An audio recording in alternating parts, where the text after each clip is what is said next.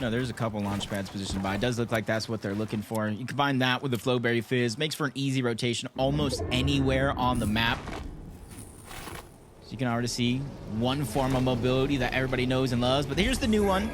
They still got some distance to cover. You combine that with the Flowberry Fizz, just like the launch pads, and man, you go zooming across the map. But it's very, very scary sometimes, because I was watching yesterday through round 3 a couple of times, seeing players do this. They launch straight into an enemy team's box.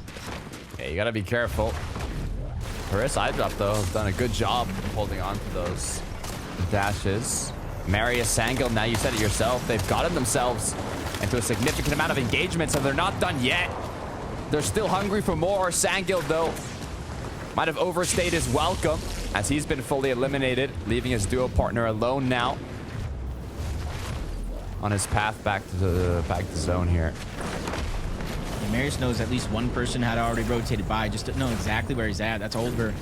Right to the right there. He's going to go ahead and skip on past to try to get to zone.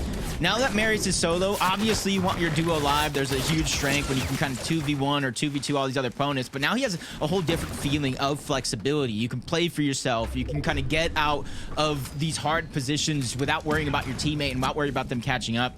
So this could be a little bit of a blessing in disguise for Marius. If he can use his positioning and everything accordingly, he is center of zone. This is one of the most perfect positions you could be in right now. And he's in between 2 different cactuses for some instant heals. Good way to cope. Think of the positives of losing your duo partner. Not many, but I like the positive mental attitude you got there towards it.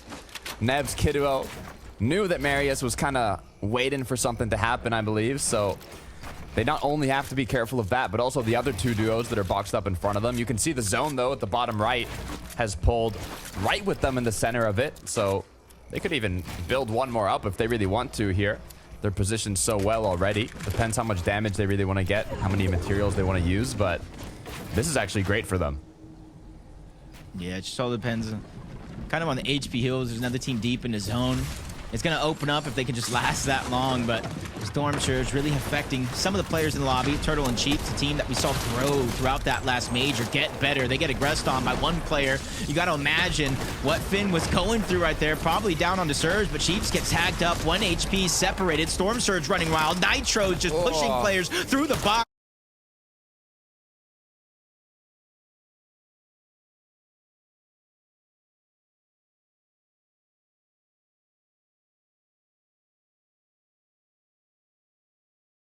Quicksand. The longer you stay there, the longer you struggle, you're just going to begin to sink and sink. The nitro splashes, especially when players are out of build, especially in this lane game, it's going to become very, very disastrous. So picking and choosing which layer, to me, is so impactful, so much more crucial this season.